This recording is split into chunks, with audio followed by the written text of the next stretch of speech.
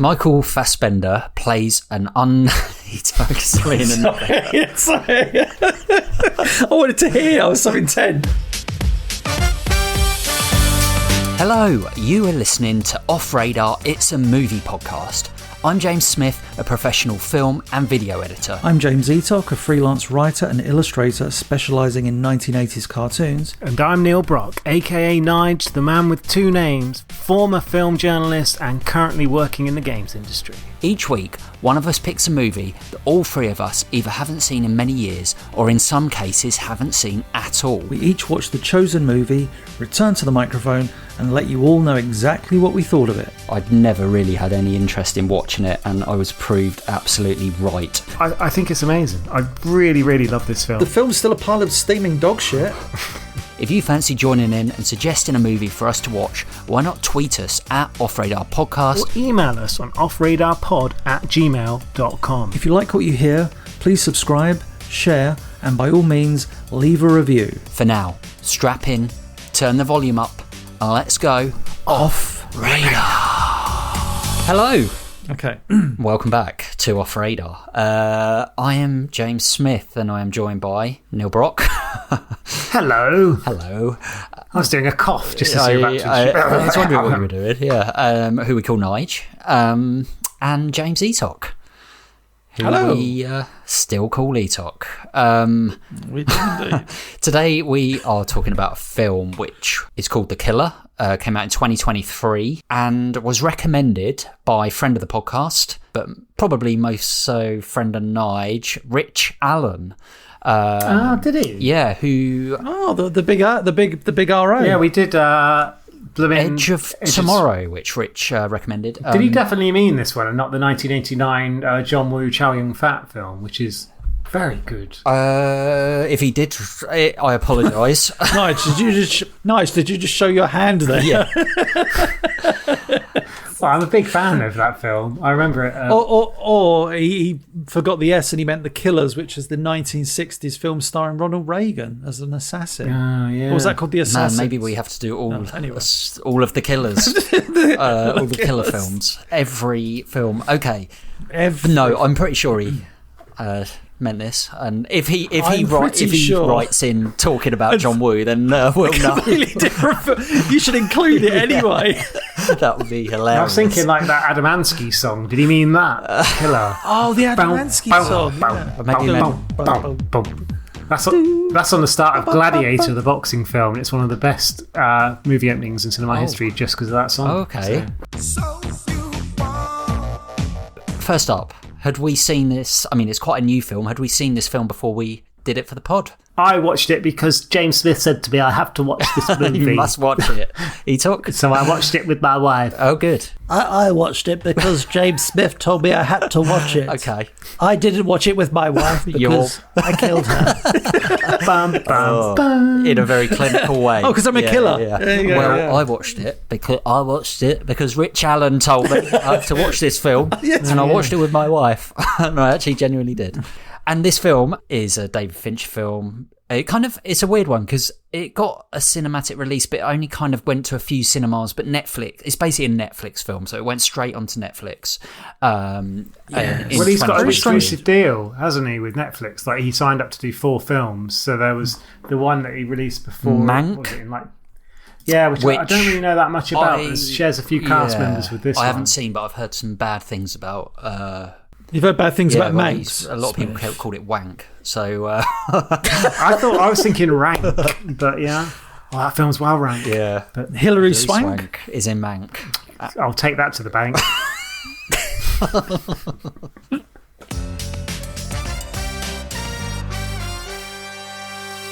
Well, as we know, he's got a style, but yeah, he. I mean, you know what he's done. Obviously, some of his big hitters: Seven, Fight Club, The Game, Gone Girl, Benjamin Button. I really like Panic Room. I remember watching that at cinema in France, and yeah, I saw that in the cinema. With Jodie Foster. Was it Jodie Foster? Jodie Foster was it? Is that how she speaks? That's how Jodie Foster speaks. I'm Jodie Foster. Do you know she's fluent in French? Jodie Foster. Sacre bleu, and she was in a very long engagement and was just like, yeah, I'll just speak in French, because I think she was like lived in France for a while when she was a kid. But anyway. Well, good for Jodie. There's my Jodie Foster trivia. Well, this film starts in France, doesn't it, as well? Interestingly. Zach Grabler, Rodman. And written by Andrew Kevin Walker, who, interestingly, wrote Seven. So he's worked with Fincher. Oh, okay. Worked with Fincher before. He also wrote 8mm. Yeah, he's written Hollow as well. A couple of films. Yeah. Oh, good body of work. Well, no, that was it. After that, it's terrible. Yeah. Oh, bad body of work. The Wolfman. Oh dear. Terrible body of work. A film called Nerdland, which has not got a very high rating on IMDb, I'll tell you that. Sounds intriguing. It's interesting that he's teamed back up with him. And stars Mickey Fassbender. Mickey Fisty. Mickey. This episode's a mess. It is a mess. It's Mickey Fisty. Mickey Fassbender. Michael Fassbender. Who's, I guess, he's in it. Inglourious Bastards, Prometheus, 12 Years a Slave, Steve Jobs, some X-Man films. What else about Lexman? The Lexman series. And talking of the Lexman series, or Lex Machina, he's married to Alicia Vikander, which I already figured out today. I knew that because I could get she went to the wedding. Anecdote. No, of Rebecca, my former housemate, her ex was a vocal coach. And trained Alicia Vikander for certain films. So he would be paid by all these Hollywood actors, and he was paid by Alicia Vikander. And when he went to meet with her, she was with her then early days boyfriend, Michael Fassbender. Oh, wow. Also stars Arliss Howard, Charles Purnell, Kerry O'Malley, Sala Baker, Sophie Charlotte, and Tilda Swinton. I was going to say, the way you were reading those, just like, I know who none of these people are. I don't, apart from Tilda Swinton. Arliss Howard is probably most well known for being in Full Metal Jacket. So, although you probably wouldn't recognise him from it. And I would say Charles Purnell did quite a few TV shows in the States that maybe you've seen, maybe you haven't. And I think recently he's probably best known for being Top Gun Maverick, albeit it was kind of like a bit of a background scene kind of role. He's one of the instructors at Top Gun. But anyway. All right. So yeah. Tilda and Fassbender are the two names you would certainly say. Definitely, yeah. I didn't know anybody else personally. And story-wise, I wrote a very short synopsis of this film, and here it is. Michael Fassbender plays an unnamed assassin who fails in his attempt to kill a target that he has been paid and instructed to terminate. He flees, evades the police, and returns to his home in the Dominican Republic, where he finds his girlfriend Magdala has been brutally attacked. The story then flips from the killer carrying out instructed murders to a story of revenge and retribution. I find music a useful distraction. A focus tool. Keeps the inner voice from wandering.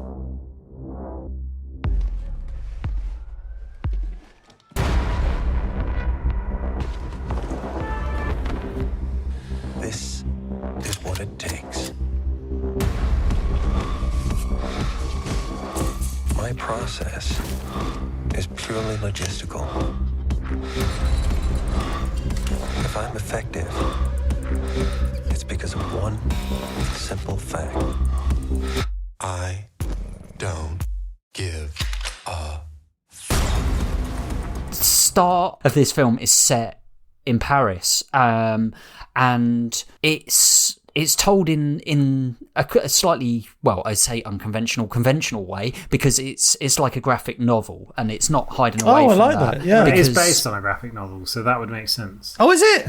It's like a 20-year passion project for for David Fincher, based on that graphic novel. So he basically looked at it in ages, and after he was looking at different films to follow up Mank, and eventually Fassbender got on board. He hadn't made a film for 4 or 5 years since the terrible last X-Men film that was Dark Phoenix, so that's part of the reason. So that is and that. I mean, you can see that it kind of shines through that, because you get this sort of inner monologue straight from the off, which is intercut with the Smiths songs as he listens in this kind of dusty old warehouse. And it's set up really nicely. You know, the kind of the mise en scène is beautifully done in this, because straight away he shows no emotion. There's no hiding away from the fact that it is very obvious in that friend. You know, he is this kind of clinical assassin. That is his job, and there's nothing more than that. And just kind of on this, I actually watched an interview with the editor today, because I found the editing in this film, which I kind of jumping ahead a bit, but I found the editing in this film like incredible. And the editor in this opening scene said that when this voiceover is placed is only when you see shots of Fassbender, and then when you're seeing the target, as it were, is when you're hearing like this music, which is the Smiths, which plays almost as like a back catalogue throughout the whole film. But yeah, it's done really well, this opening scene. 140 million human beings are born every year, give or take.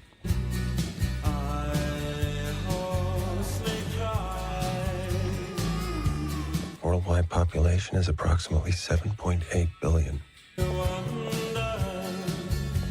Every second, 1.8 people die. What I enjoyed about this was it went straight into the opening credits, like a classic movie, rather than just like the title and then the film and then the credits at the end. We had like opening credits saying starring, which sometimes I understand why they shifted credits to the end, because seeing who's going to be in it, you're waiting for Tilda Swinton in this movie. But at the same time, it's like, oh, it's kind of nice. And the first thing I noticed, and I was like, oh, burn, was when Michael Fassbender enters maybe he's coming back into the room at some point where he's about to pull the trigger, and he walks in, and on the door you see the WeWork logo, and I was like, oh, of course, WeWork, for those that don't know, from what I can recall, was this really good idea about you would have these buildings around the world, and you would sign up for a WeWork account, and you could literally, by having this account, you would just go into these buildings and have almost like office space. And I thought it was a really good idea. I know like film director Kevin Smith did that. He had his own WeWork thing that he would go to different buildings, and typical Kevin Smith would promote the hell out of it whilst pretending not to promote the hell out of it. And that man's got no shame these days. Hey, I love Optimus Prime. Yeah, I'm sure you do, mate. But he was talking about this environment. I was like, I kind of like that. You get free food, but it all bombed a few years back. WeWork collapsed, I think, quite dramatically. So him walking in this building, seeing the WeWork logo, I was like, that's kind of cool, because you don't need to figure out obviously there are people that probably don't know the story, but I immediately went, oh, WeWork. Oh, this is therefore like an empty accommodation apartment building floor that just doesn't get visited very often. It's a couple of interesting things about the sort of opening scene. Like, there's no dialogue at all, is there, for almost half an hour?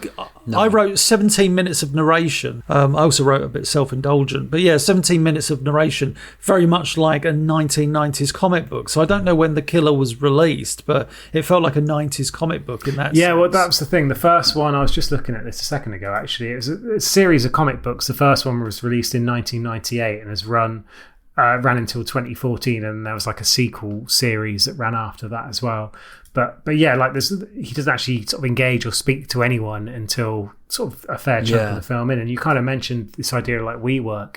It's interesting how they kind of throughout the film there's almost like product placement, but it's not necessarily done as like a Wayne's World style, or even like what we discussed, like iRobot, where it's just absolutely ridiculous. It's more just like, I'm a hitman, but I can use like Mackie D's, I can use Hertz or Amazon and stuff like that. These like really well. He does the whole Amazon thing.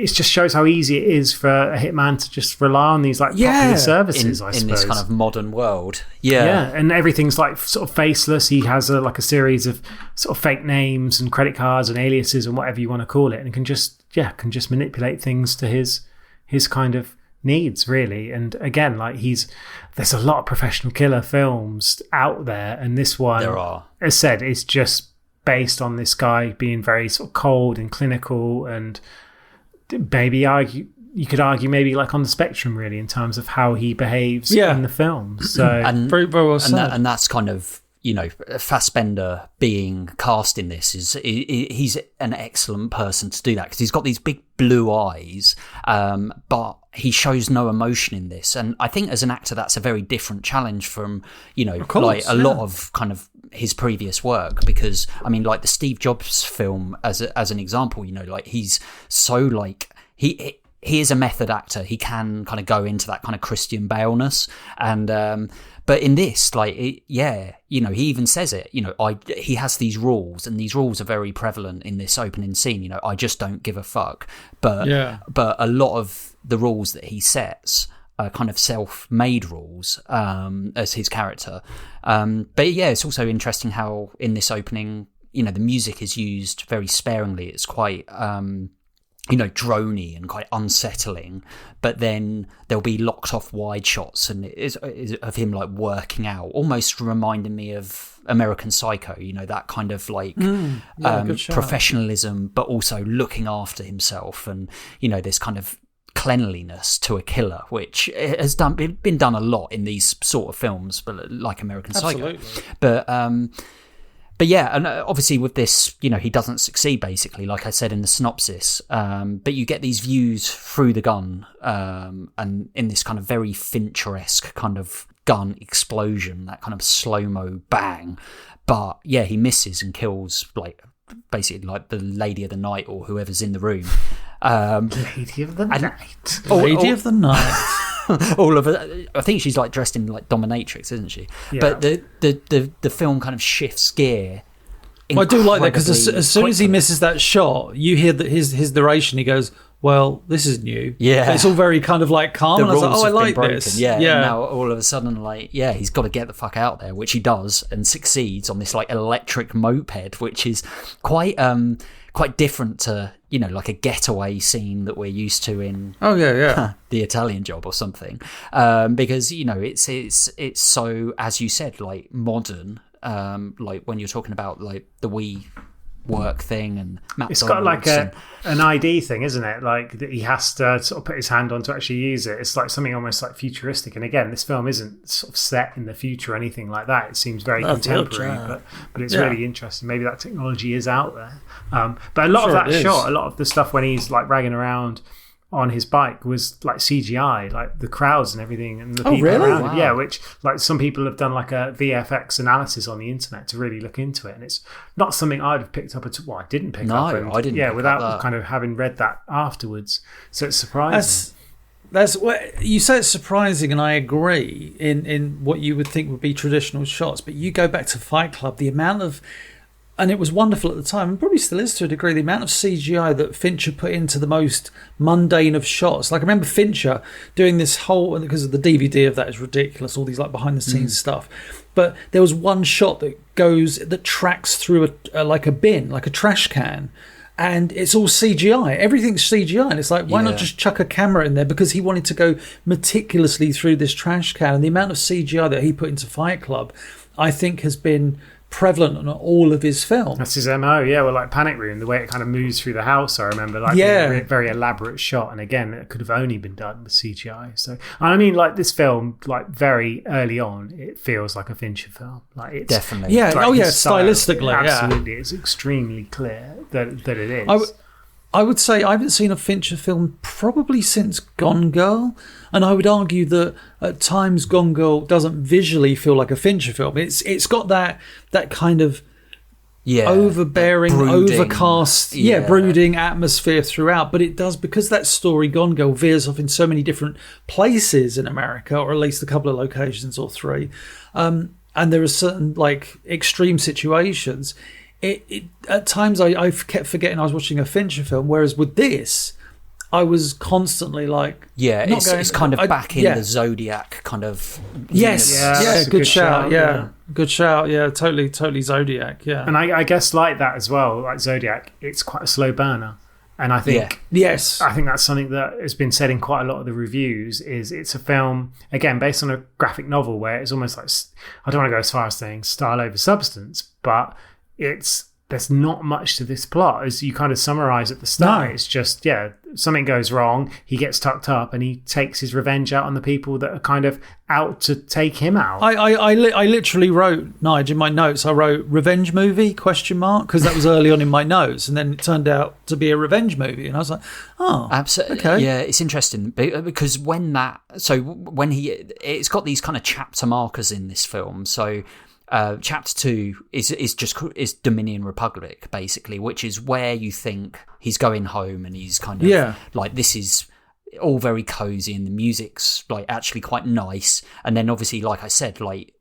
I would say the one kind of small twist is, I presume at the beginning of this film he's a loner, because, you know, like as that killer, they often presented as that, but you find out that actually he's got a partner, and this he's life now in the Dominican Republic. Yeah, very he's got nice. a life, but very also nice house. He has to now break all his rules that he's set up in that first scene, where it's basically all over emotion rather than, you know, because basically the revenge is, you know, because his girlfriend has been attacked, who we find out later why.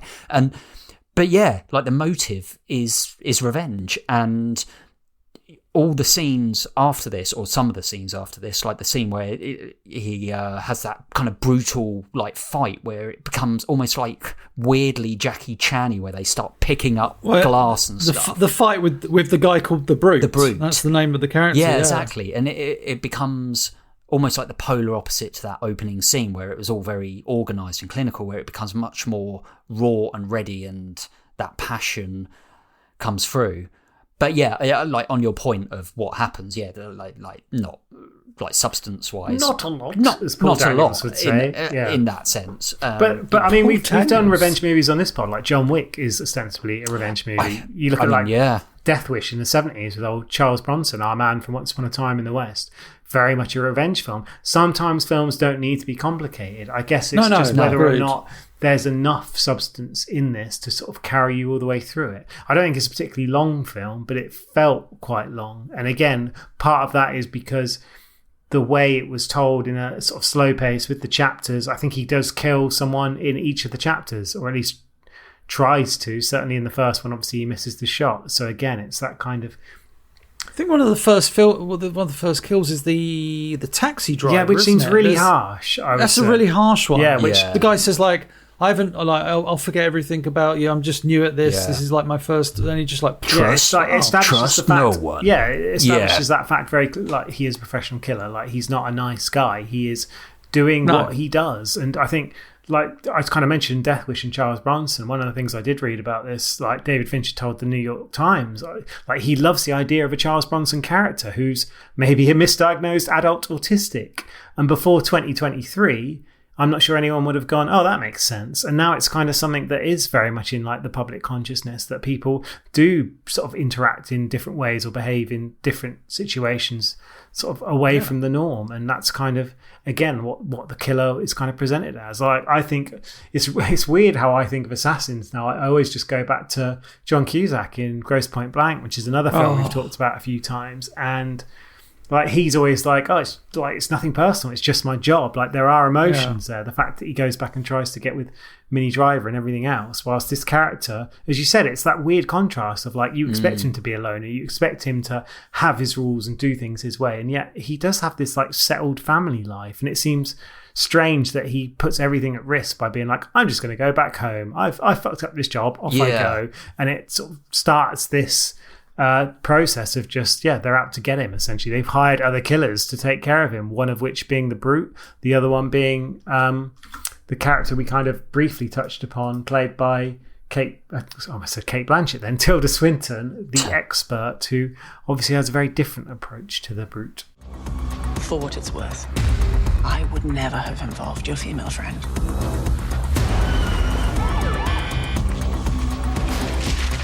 Forbid empathy. Please. I mean, she's great in this film, actually. She's great in everything, isn't she? Yeah, really? she had so much kind of humour and like charisma to an otherwise film where all the characters are just like quite forgettable in a big sense. The film does contain maybe my favourite ever description of Tilda Swinton when it's the taxi driver that says it. He's like, "Who did you pick up?" And he's like, "Oh, this big guy and this lady who looked like a Q-tip." And I was like, "That's such a great." She basically looks like a for our non-American listeners, like basically a cotton earbud. And I was just like, "That's such a great description of Tilda Swinton." Thin, svelte, with a head. Yeah. Oh right, yeah. It's just like a cute. No. That's the classic line from Friends when he's like, "Stop when the Q-tip when the Q-tip meets resistance," and it's that thing of. I was like, that's such a perfect description because before that, I'd seen Tilda's name in the credits, but I was like, oh, okay, so I know kind of which character she is going to be in this. But Michael Fassbender, after he finds out that he's been like a hit has been put out on him by his own kind of boss, he goes to the boss, goes to his office as it were, and confronts the boss, kills the boss. Then accidentally as well, like he tries to like kind of set him up by puncturing his lung, and that he lives long enough to basically give him the details, it's and really then he brutal. Just dies, and he's like, oh fuck, kind of thing. Then he takes the woman says, sorry, go on. And then the woman who's just like I guess the receptionist, but she obviously knows what's going on. Yeah, there. Dolores. She says Dolores goes like Kerry O'Malley, and she says all the files are back at my place. They go back to his place, and this is the only bit where he shows, I guess, a crumb of humanity. Even though he's going to murder her, he just breaks her neck instead because he just thinks to himself, this is going to be a much quicker death for her. She won't know it's coming because she thinks, I think for a moment, that she's going to get out of this situation alive. And he just he's behind her and it's done. And it's just like, oh, he murdered her. He murdered her as well. Yeah. So after that, it's his 100th murder. Then he confronts the first of the assassins, which is the Brute. Can I just go through Sala Baker's past history? He's a New Zealand actor. Just very quickly. Is this the Brute? This is the Brute. So some of his roles, he was in the 3 Lord of the Rings films. He played Goblin Uruk Hai, Man Flesh Uruk, and in the third one, featured Orc. He's also played in his time Kidnapper, Store Clerk, Terrorist Bodyguard, Thug Number 1, I feel like it's been typecast a little Construction bit. Thug, Henchman Number 1, Henchman Number 3, Killer Number 1, Gang Member 2, Terrorist Interrogator, Bodyguard, uncredited. And then as he's gone on, Face Tattoo Goon in the Lethal Weapon TV series, a guy called Saudi Pickles, which I quite like, Prisoner, The Cook, Bodyguard, uncredited, Leader, The Boss, and then eventually The Brute. And his film after this was called Dangerous Waters, where he played Henchman John.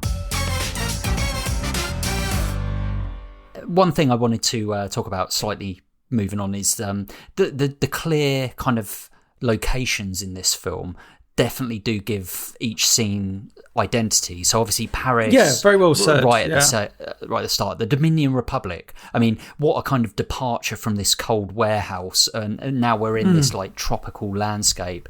You get they do a great job of making it feel kind of humid.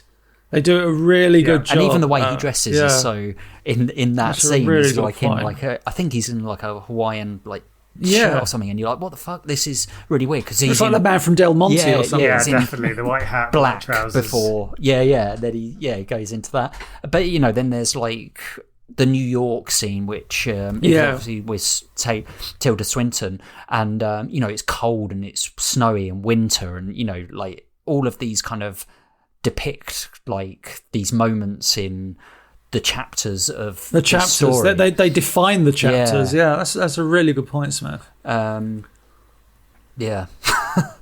all I got to say about it. I like the way after I just want to point this out for people listening. After Smith made that point, he put his hand up to his chin like the thinker. I did good. That was a great point. Thank you. That was like his punchline. He's like, that was my exclamation point.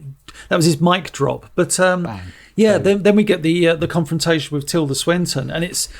I do love the fact that it's you have the Brute, which is a bang, bang, bang, bang, bang, and then with this, what's her name? She's the expert, is she? Is that her? It's her characters, and their whole thing is almost like a chess game at times. It's and that's probably giving it a bit too much, but she knows that in a physical situation, he's going to kill her. So she has to outthink him. So she tells the funny story about the hunter and the bear, which I don't want. Yeah, which is quite a funny story. It's like he keeps going out and he keeps getting bummed by the bear, but he keeps doing it over and over again. The following day, the hunter treks back to the wood, this time with a bazooka.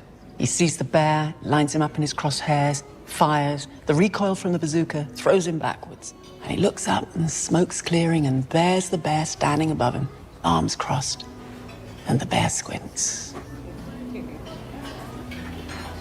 You're not really out here for the hunting, are you?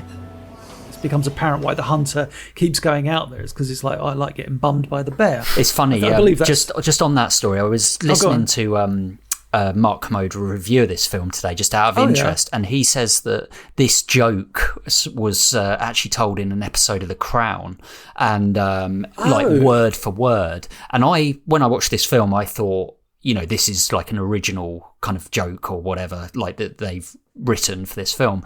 I don't know which came first, or if it was in fact from like the graphic novel or the comic or whatever. But it's quite interesting that they've used it in such a high profile British TV series, and then it's also within a couple of years been used in this. But Commode referenced this, so I couldn't remember it from The Crown, but interesting anyway.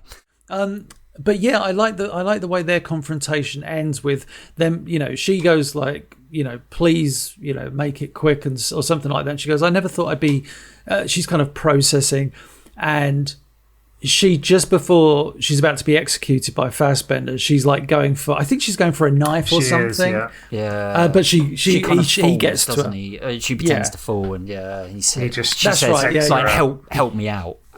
It's just like there's no mercy whatsoever. Bang in the head, and then you see that she's holding a knife, so she would have had a go herself. But then, the film has.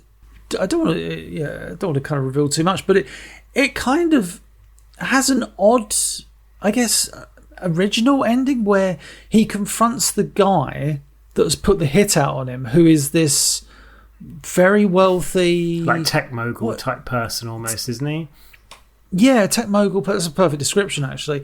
So Fassbender sneaks into his apartment and they kind of have a talk, and then Fassbender leaves. Yeah, it's really anticlimactic, this. It's very anticlimactic. You just see him like on a beach with his girlfriend at the end. Yeah, back in the Dominican Republic. And it's like, what?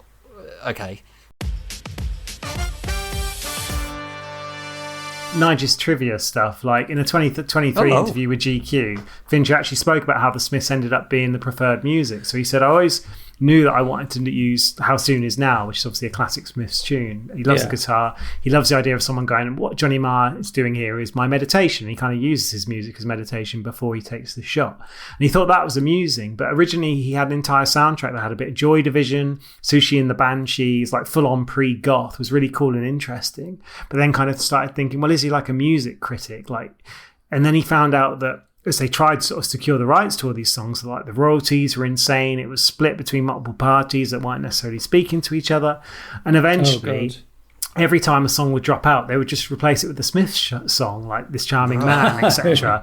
And then eventually it got to the point where Trent Reznor was like, what are we trying to say about this guy? Like, you love the idea of someone who has like a mixtape that he uses to go and kill people, but with all these like separate musical influences, are we missing the opportunity to see who this guy is? So they sort of perceived it as the Smiths became like a stained glass window into who this guy actually was, and it works really well, I would say. But I think it does. But like again, it adds to this idea that it's a very, I don't know, kind of like straight line of a film. There's not that much kind of variety to it. There's not much that surprise to it. And does it suffer for that? Well, I guess we'll find out when we come to review it.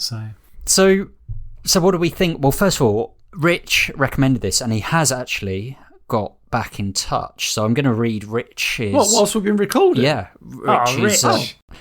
So, hello, sir. I don't know, how does Rich speak? Like that? Probably. Yeah, exactly like that. Yeah. Hello, lads. He's he's a big, broad, he's powerful from Chesterfield, man. So bit up he's up there. Oh, I loved The Killer. I love Fincher and the attention to detail he puts in. Stylistic, shooting, and methodically engaging. It flowed perfectly with the Just like Smith reading this review. Oh, nice! You beat me to it. Oh, this isn't the first time he's read this. It is the first time. It flowed perfectly with pragmatic dark narration. True Fincher! !